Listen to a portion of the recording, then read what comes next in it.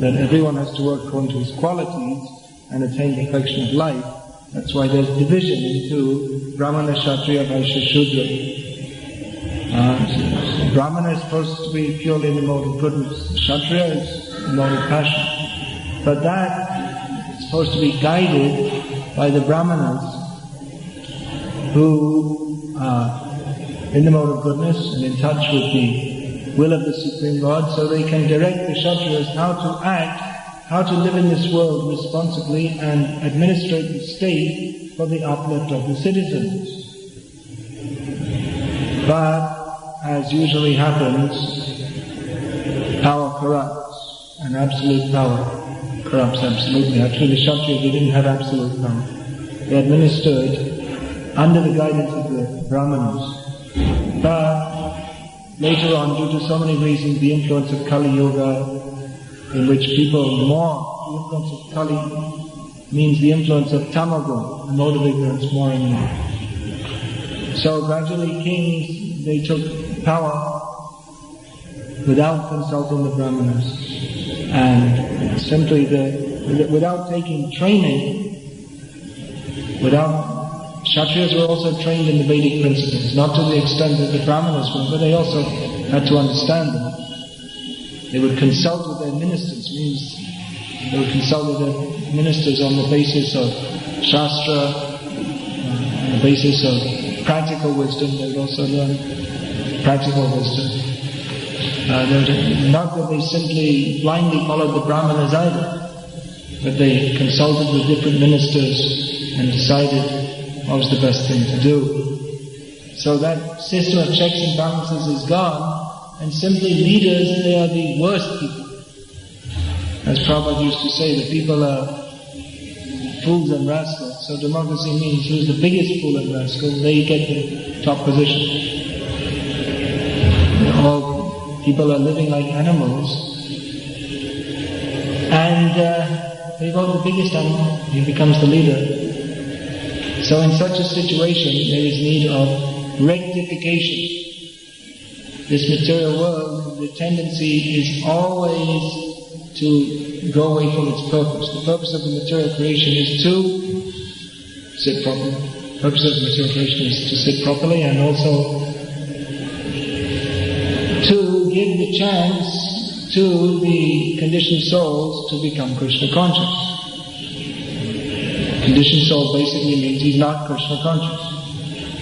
Within the conditioned souls there are those who are born more with the godly nature and those who are born more with the demoniac nature. This is discussed by Krishna at the beginning of the 16th chapter.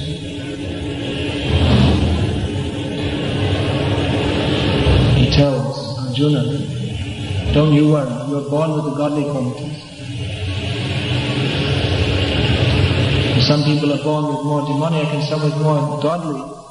But basically everyone is here because they have the disease of wanting to enjoy this material world. However, some are more inclined to become free from the disease. They are called godly. Those who are more inclined to increase the disease and become more materialistic, try to enjoy this creation instead of acting within this creation for the enjoyment of Krishna, they are called demoniac. So when the number of demoniac rulers increases, then the nature of the material world, the nature of human society becomes more and more corrupt. Instead of human society being organized for the sake of spiritual upliftment of its members, it becomes organized for the sake of the sense gratification of its members, and especially those who are more powerful, they exploit others for the sake of their own personal sense gratification. So that is the nature of the material world, because that disease is there, the disease of enjoyment is there, to go away from the purpose. Therefore the Vedic injunctions are supposed to be followed very strictly. Then human society can remain connected to its purpose. However, even if the Vedic injunctions are followed strictly, but the purpose is not understood, then gradually that also becomes corrupted. Therefore you see, what is the necessity of maintaining proper knowledge in human society? Krishna spoke Bhagavad Gita. Why? Because in course of time that knowledge had become lost and human society had become corrupted. That he wanted to re-establish that knowledge. Physically, he re-established the system by removing the Kauravas and establishing the Pandavas. But at the same time, he gave the transcendental knowledge by which the Pandavas were to rule. He spoke Bhagavad Gita to Arjuna. It wasn't simply that he was partial to one party and hated another, but he wanted that the Pandavas would rule according to the Vedic injunction. Of course, even the Kauravas, they were ruling according to the Vedic injunctions. But they'd missed the point of the Vedic injunctions, which is to satisfy Krishna. So the incarnation of the Lord comes whenever there is too much disturbance in society. He either comes himself personally or he sends his empowered representative. Many people ask, why is it that we see in Gita that Krishna says, whenever there is a decline he's making disturbance and now he's more anxious to stop that. When there's decline in religious principles and when there's dharma glani, I come myself to re-establish the principles of religion. So many people ask, well, where's the incarnation of God? And some people give the answer. You see, there's one here in Gujarat and another few in South India and plenty of them in Bengal. There are plenty of incarnations. So imagined incarnations are there. But why do those who are faithful theists, they may wonder that why doesn't the Lord advent himself in this time? Actually, he has advented himself. Kali Kale Nam Rupe Krishna Avatar Nam Hoite Hoi Sarva Jagate Nishta. In this age of Kali, the Lord has advented himself as the Holy Name. By this, the whole world can be saved. The whole universe can be saved. So they say, well, Krishna's name is eternally present in human society. Why in Kali Yuga? Eternally present, but particularly in Kali Yuga, this chanting, Krishna manifests himself. Yeah, where is that? Good point.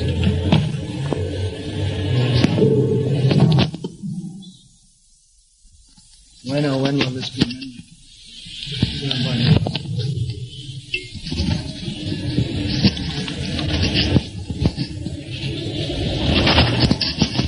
But Krishna agrees to insect knowledge. Oh, it's insect. That's what you like. I think you're talking about this.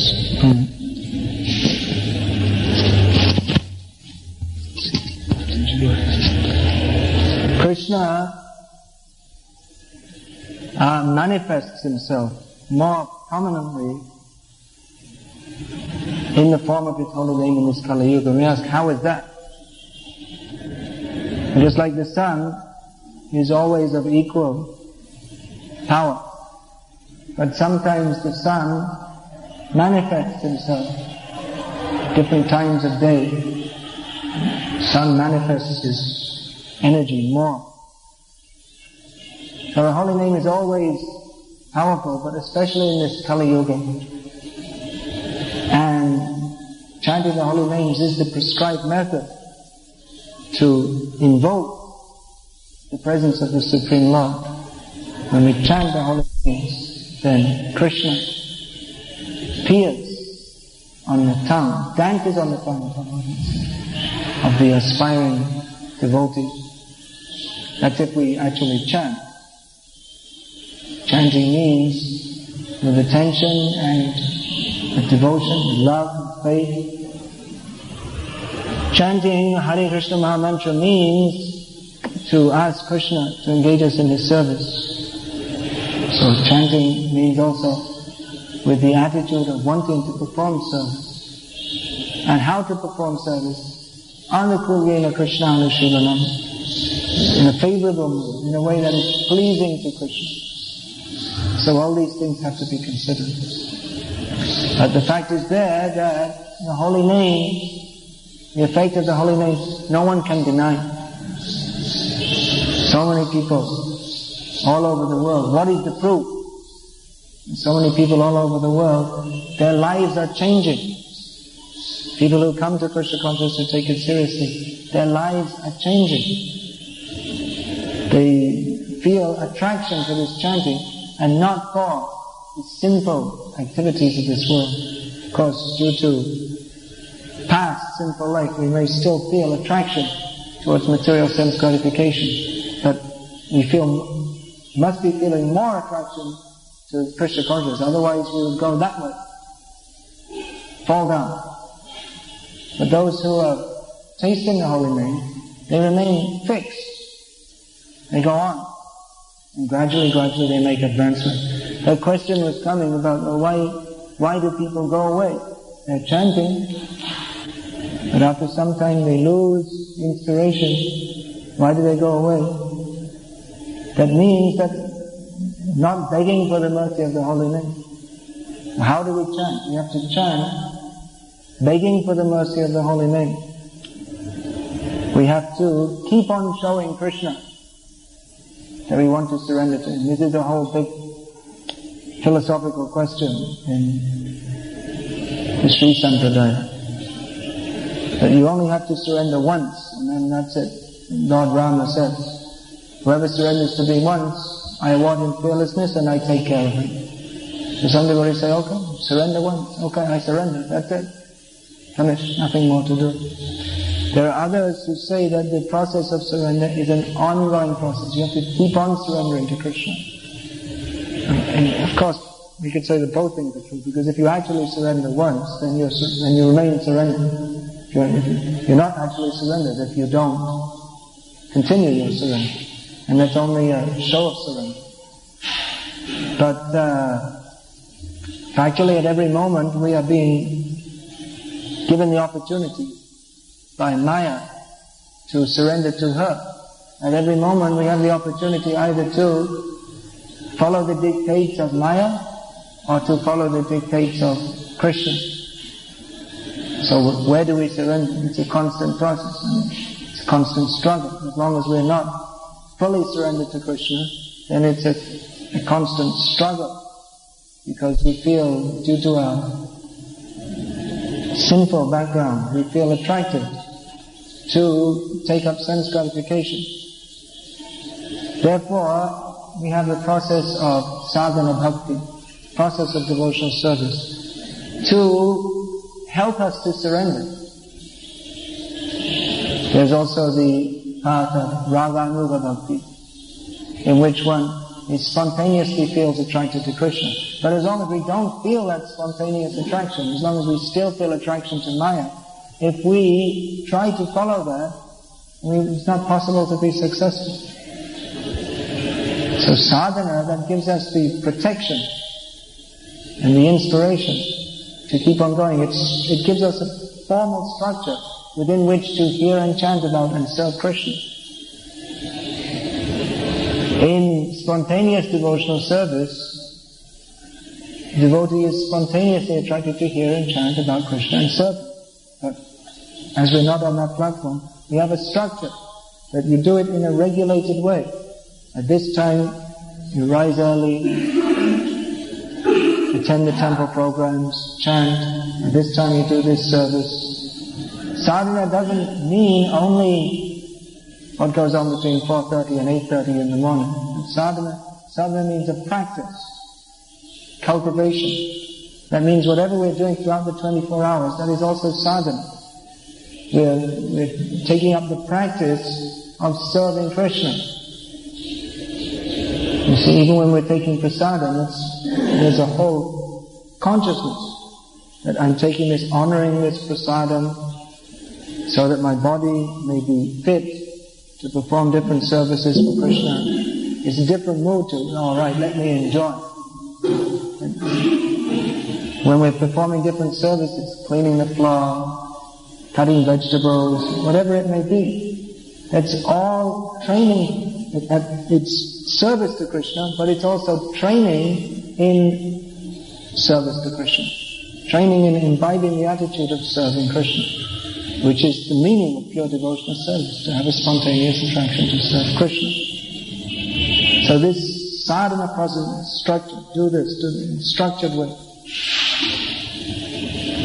So that by coming in contact with the activities of hearing and chanting about and serving Krishna, which are our constitutional activities in the liberated state, that we regain our taste for them.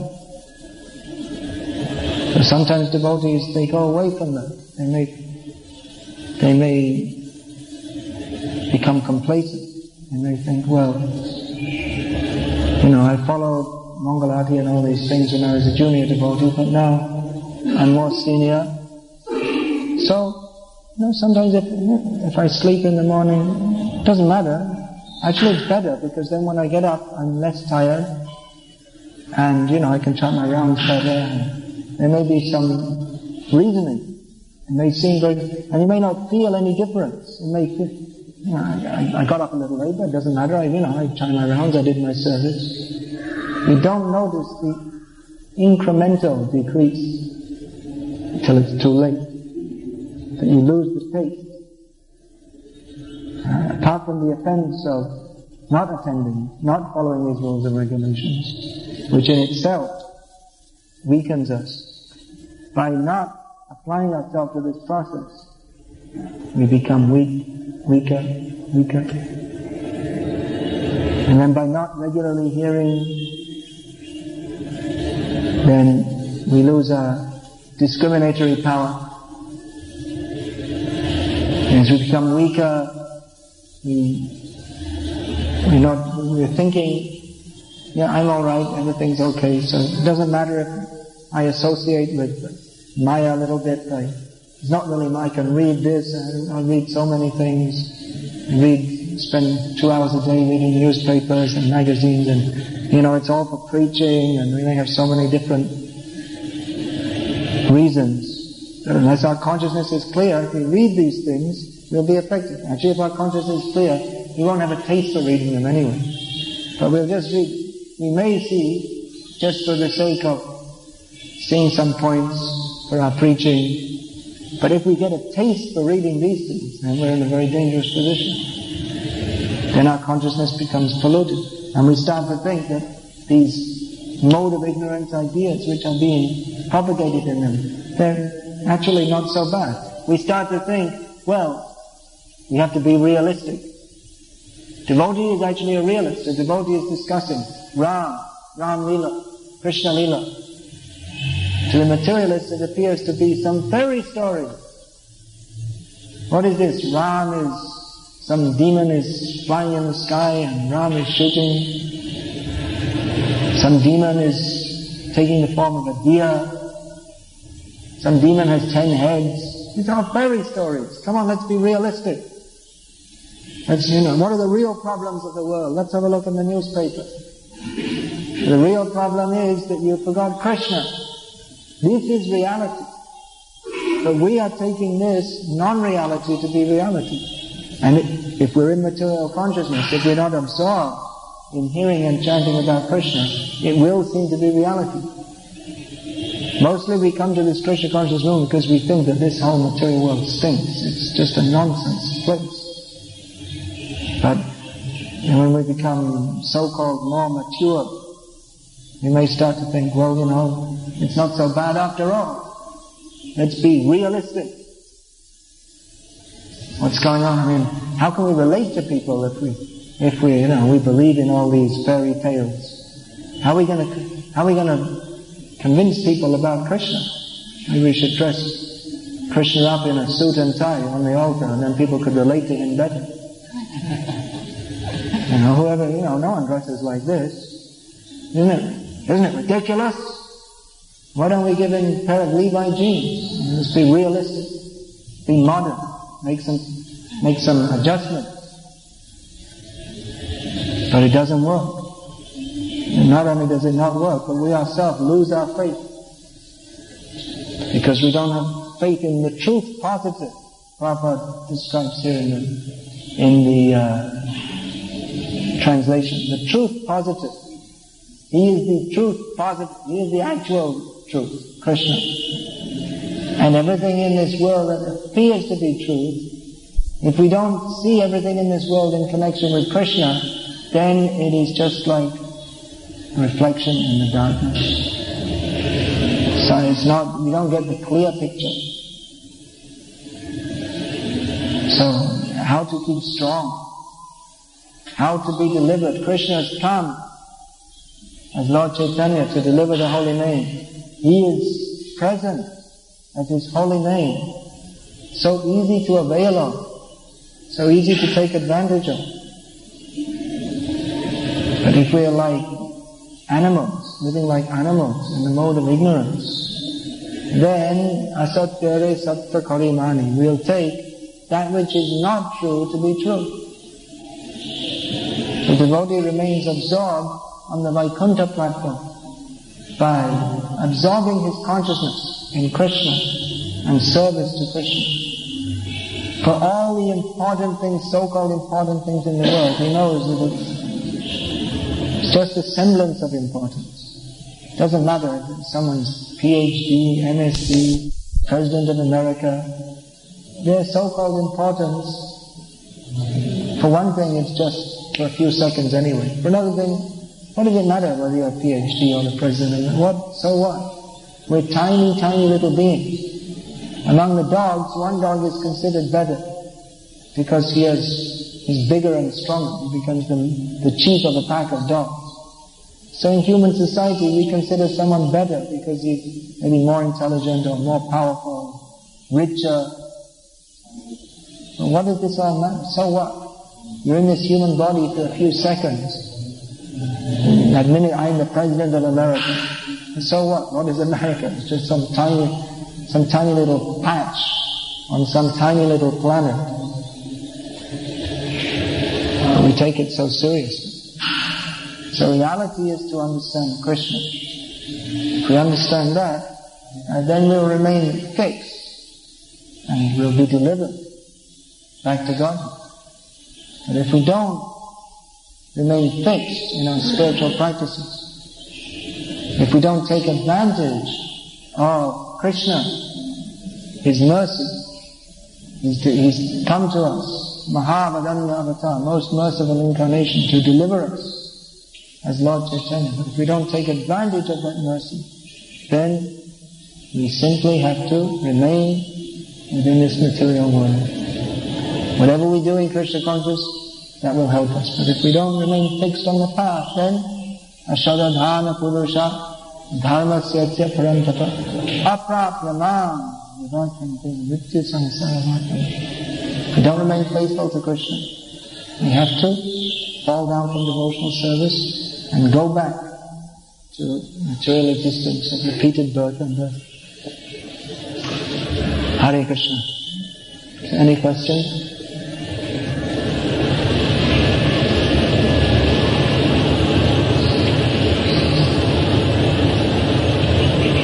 Hare Krishna.